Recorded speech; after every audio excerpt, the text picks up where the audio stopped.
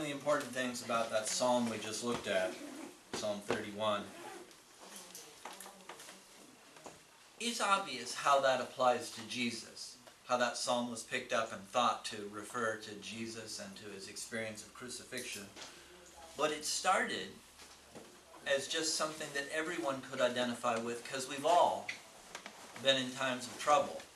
And especially, we've all been rejected by other people, by the people around us. If nothing else, we all went to junior high school. A classic time to feel rejected, isn't it? And it's important to realize that the suffering and the sorrow that Jesus picks up is the suffering and the sorrow that's common to all of us. I want to go through this passage in Luke about the crucifixion. It's a long passage, and I'm actually going to duck backwards into the previous chapter for 6 verses worth. I want to go through it and explain to you what's going on and what difference it makes and what's happening.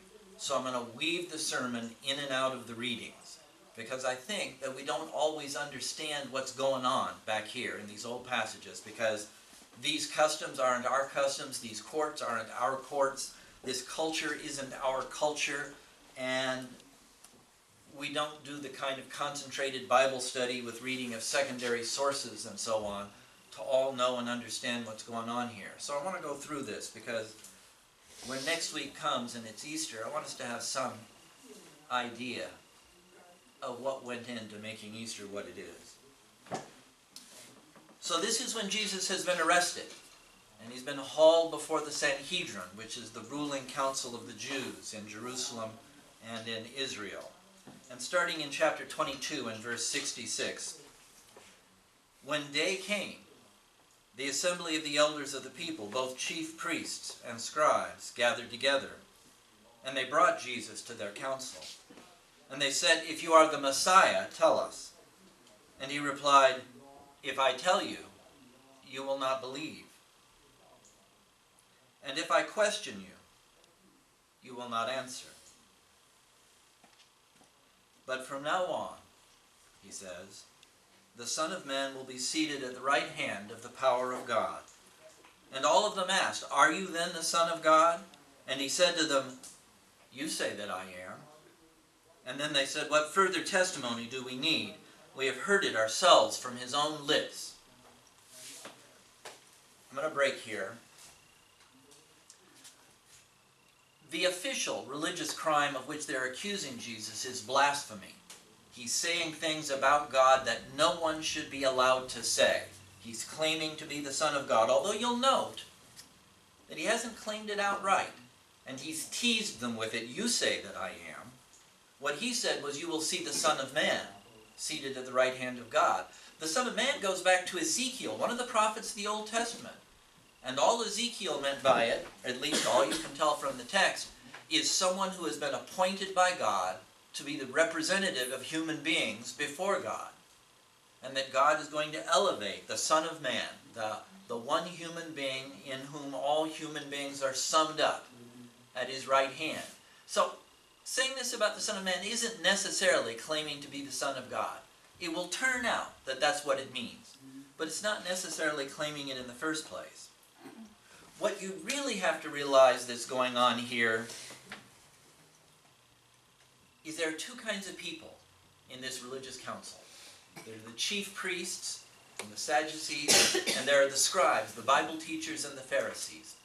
And they each have an interest in what's going on here, and each of them has had their interest challenged by Jesus. The chief priests and the Sadducees are interested in the religious practice as a source of their power in the culture. They have control. They have control of the temple. They have control of the sacrifices. People are supposed to come to Jerusalem for the big festivals. They're supposed to come to Jerusalem to make sacrifices to God, which also serves to provide a living for the priests and provide a living for the Levites. And Jesus has challenged their authority. He said things in some of his sermons. He said, "You've heard people say of old, but I say unto you. You've heard it taught by Moses, but I tell you that." He says that a number of times in his preaching. And he's also challenged the practices of the religion of the day. So the chief priests are pissed at him. He is distracting from their power to run the religion. And the Pharisees are also concerned that he's distracting from their power, from their religious power. They're the ones who teach people in the synagogues, not at the temple, but in the ordinary church gatherings of ancient Israel. They're the ones who set down the rules that you have to obey in order to be keeping the commandments of God. And Jesus has been challenging that all over the place. He's challenged the Pharisees pretty fiercely. Partly because the Pharisees are closer than anyone else to what Jesus and God really wants out of human beings. To attempt to try to make what God has taught part of their lives at every point and in every way.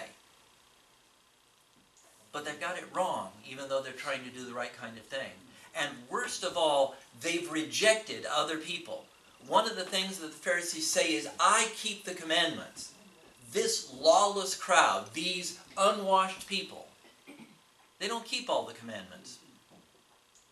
It's hard to keep all the commandments the Pharisees listed when you have to work 14 to 16 hours a day just in order to make a living. And these were poor people, and that's what they had to do. And Jesus has challenged their religion too, and said simpler things, like you have to have it in your heart. That's where it counts. And if you have it in your heart, some of the external rules don't matter. The rules about the Sabbath, the rules about washing hands and eating. So Jesus has challenged them too. And to give them their due, to grant the honesty of their intentions, some of the Pharisees are worried about this. When God's people didn't cling to God before, when the nations of Israel and Judah back in the old days, back 700 years before these things and these events, when they didn't pay attention to God, when they didn't do what was right, when the prophets came to them, Isaiah and Jeremiah and Micah and Amos, and told them you're not doing what was right, and the people didn't do what was right, God punished them by letting the nation be conquered, by letting the city be burned down. And here they are now. And the nation has already been conquered again. The Romans conquered back in about 66 BC. The Romans conquered Israel. And now Israel is a client state of the Romans. So they get to run their internal affairs. But the Romans have control of them. And what the Pharisees are afraid of is if they let someone get away with what Jesus is doing, if they let someone get away with blasphemy, and with twisting the religion, and with letting people loose from the commandments, and the people stop keeping the commandments, they're afraid that God will destroy their nation again. They're afraid, when they're honest, that God will destroy the nation again. And that letting Jesus go on doing this is going to hurt everybody. That's where they're honestly afraid. They're also dishonestly afraid because they're afraid that he's gathering the affections and the loyalty of the common people. And that will interfere with their control of the religious life of Israel. So they want to find him guilty of blasphemy. They want to get rid of him. They want to have their power and keep it. They just got one problem. They have been conquered by Rome. Rome does let the Sanhedrin, the council of the Jews, run most of the internal affairs. They let their client kings, Herod before Pilate was governor, Herod's son, Herod Antipas up in Galilee, they let these client kings run the local affairs. But they can't maintain their own army. The only army is the Roman army. They have to pay Roman taxes. And the power of the death penalty lies exclusively with the Romans. So in order to put Jesus to death, which is the appropriate punishment for blasphemy in their religious rules, they got to go get the Romans to get in on it.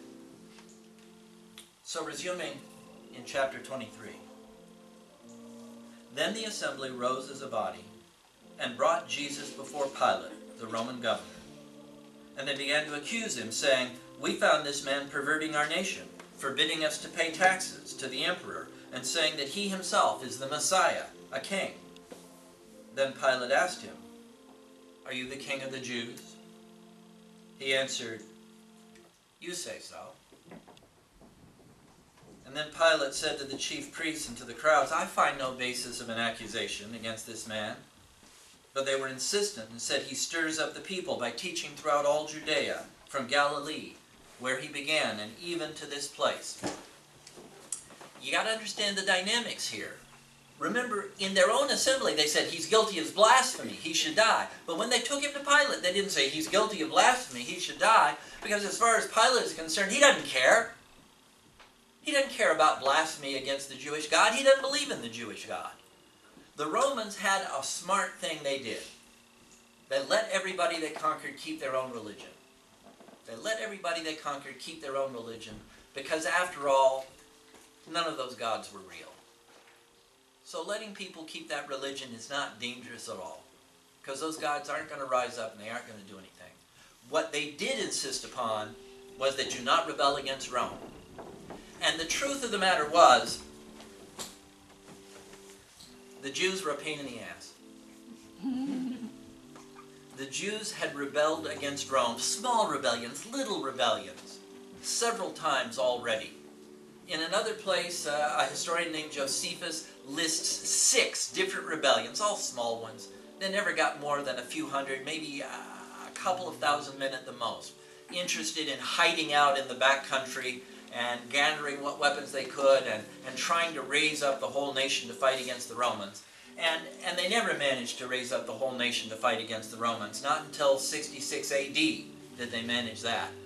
But they forced the Romans to send out a part of the legions and to hunt them down and to kill them, these rebellions. And every one of these guys who started one of those rebellions called himself the Messiah.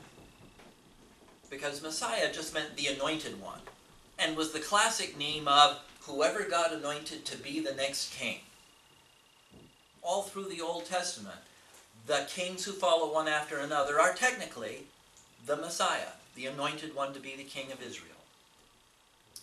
So the Romans were worried about people who claimed to be the Messiah, because people who claimed to be the Messiah were likely to try to raise an army. And yeah, there was no hope they could raise an army big enough to fight off the Romans, but they could make trouble. They could make it expensive. You could have to send men out after them. And yeah, you might crush them, but you're going to lose some men yourself too. So this is what the Jews accused Jesus of before Pilate. He says that we don't have to pay taxes to Caesar. If you'll remember, that's not what Jesus said. He said, "Is this the coin to pay it? Well, if it's Caesar's coin, give it back to Caesar when Caesar asks for it." They said, "He claims to be a king. He's one of those guys that's liable to raise up a rebellion against you. Do you remember? Just last week, he came into the city and a bunch of people were cheering him and shouting about him. He's one of those dangerous guys who might raise up an army and fight against you." And Pilate listened to him and said, "No, he's not. He's a weird religious leader who has religious ideas, and I'm sorry, I don't care if he offends you. It doesn't bother me none. However, I'm a politician. I know enough to look for an easy out." So I continued the reading. When Pilate heard this, he asked whether the man was a Galilean.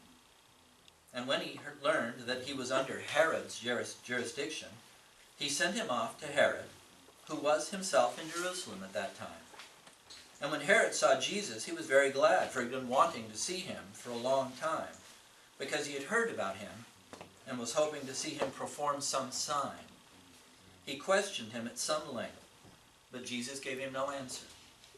The chief priests and the scribes stood by, vehemently accusing him.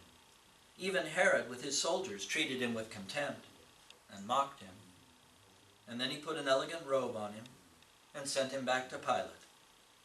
And that same day, Herod and Pilate became friends with each other.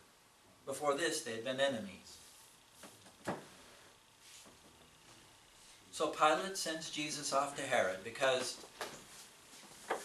you remember Herod the Great, who had all the babies murdered when Jesus was born. Herod the Great was king over a big whole area, and Herod was king over this big whole area because Herod went along with the Romans. Herod cooperated with the Romans entirely and completely. He was a trustworthy client king. And he was the king over Judea and Israel and Galilee and a place that was called Idumea and a place that was north of Galilee called the 10 cities, the Decapolis, the area north of Galilee. And when Herod died, it was shared out among his sons, 3 or 4 of them. And his son Herod Antipas became king up in Galilee. And a son he had named Archelaus became king there in Jerusalem and in Judea. And a son of his named Philip became king of the area beyond the Jordan and north of Galilee. And Archelaus was stupid and foolish and didn't go along with the Romans, and the Romans deposed him and sent a Roman governor named Pilate instead, eventually. But Jesus was from Galilee, so Pilate sees a good chance here.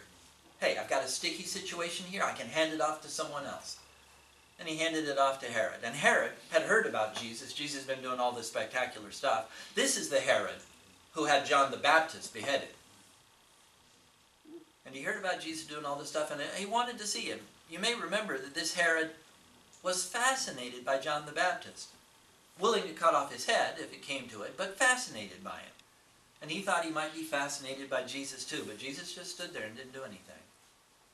So Herod sent him back and said, hey, if it's a matter of deciding what to do with him right here and right now, we're in your jurisdiction.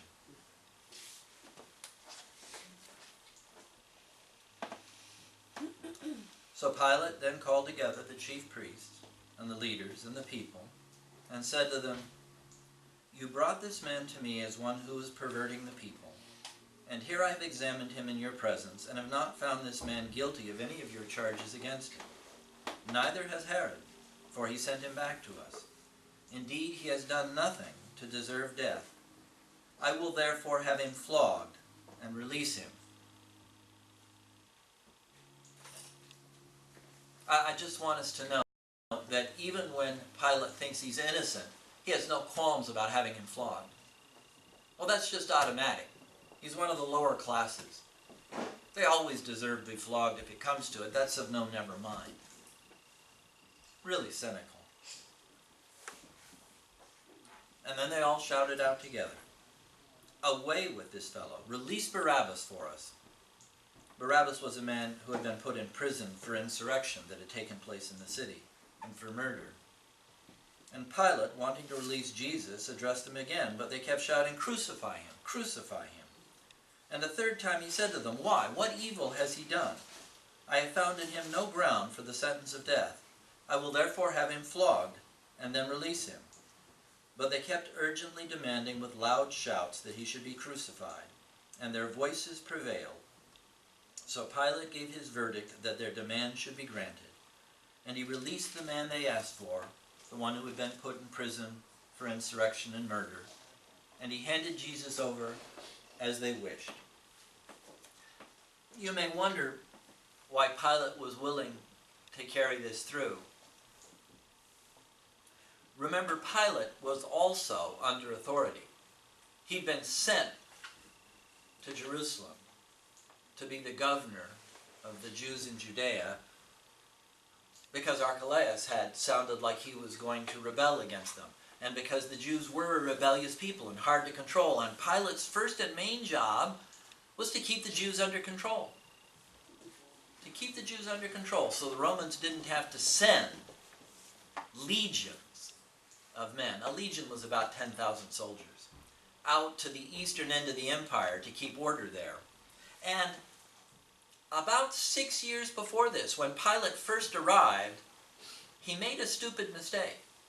He had his soldiers armed with the eagle symbol on their shields when they stood guard around the temple. But the eagle on their shields was regarded by the Jews as an idol, a statue of a false god.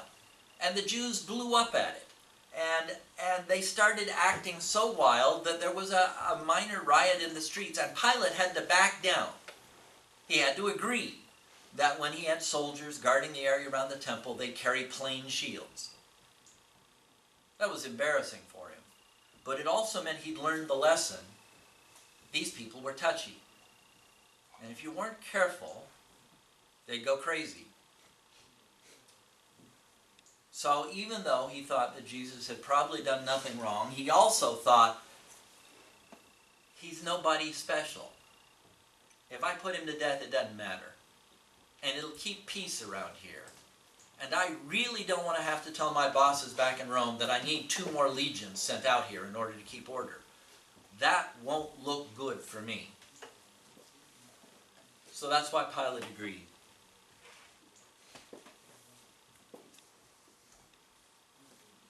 And of course, the crucifixion is going to be done by Roman soldiers because, again, the Jews don't have the power to execute a capital sentence. And as they led him away, they seized a man, Simon of Cyrene, who was coming in from the country. And they laid the cross on him and made him carry it behind Jesus. The custom was that when someone was sentenced to be crucified, he had to carry his own cross off to the place where the crucifixion was to take place. After worship, anyone who wants to come and try to carry this thing. Just picking it up is going to be bad enough. After Jesus had been flogged and beaten and also kept up all night without any sleep, he just plain wasn't strong enough to carry it. So they grabbed a guy off the street and they made him carry it.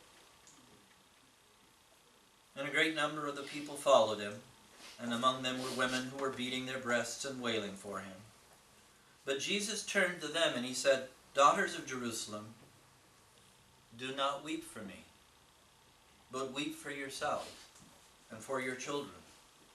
For the days are surely coming when they will say, 'Blessed are the barren, and the wombs that never bore, and the breasts that have never nursed.' And then they will begin to say to the mountains, 'Fall on us,' and to the hills, 'Cover us.' For if they do this when the wood is green, what will happen when it is dry?" That last thing about the wood is green and the wood is dry, that's an old saying, it's a proverb, and you've never heard it, right? You got no idea what it means?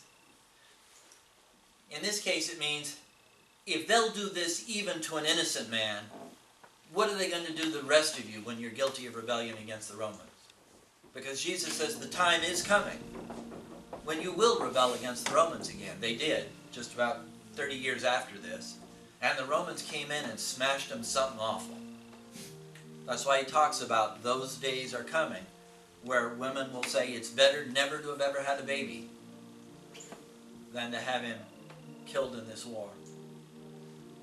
So Jesus says, look, if they're willing to do this to an innocent man, how much worse is it going to be when they do it to a people who are guilty of rebellion? So don't cry for me. Cry for yourselves. I'm going to skip a little bit ahead. They've crucified him now. He's been hanging on the cross for hours. It was now about noon, and darkness came over the whole land until 3 in the afternoon, while the sun's light failed, and the curtain of the temple was torn in two. And then Jesus, crying with a loud voice, said, "Father, into your hands I commend my spirit." And having said this, he breathed his last. And when the centurion, the officer who'd run the crucifixion detail, when the centurion saw what had taken place, he praised God and said, "Certainly, this man was innocent." And when all the crowds who had gathered there for this spectacle saw what had taken place, they returned home, beating their breasts. But all his acquaintances, including the women who had followed him from Galilee, stood at a distance, watching these things. I want us to notice something. The chief priests and the Pharisees and the scribes were afraid of Jesus and wanted him crucified because they were afraid he would ruin their nation and ruin their religion. And they were right. He did. He did. He didn't do it the way they thought. He didn't do it with what they were afraid of. They stopped him from doing what they were afraid of, and he still managed to transform their religion and change it. The stories in Acts, at least the first 15, 16 chapters, are all about the struggles between the Jewish religion and the new Christians. And the Romans went ahead and put him to death, even though they thought he was innocent, in order to prevent him from starting a rebellion here and now. But look, they were right to be afraid of him. He overthrew the Roman Empire. He overthrew the Roman Empire. I'd have to get you to read 3 or 4 books and sit you down in a class for 6 weeks to tell you the whole history of the next 300 years. But basically what happened to the Roman Empire is that so many people became Christians. So many people became Christians over the course of the next 300 years that the Roman Empire could not continue the way it was. And the only way the Roman Empire survived past about 350 AD was by adopting Christianity as its official religion, by changing what it was, at least halfway. Not almost completely, but at least halfway. All these people were right to be afraid of Jesus. He was going to change everything. And what they did to try to stop him didn't stop him in the least, and indeed became part of the pattern by which he worked the change he did, both in their religion and in their government. This is part of what's going on at the crucifixion, that people are trying to stop God from changing things. God is making it happen anyhow.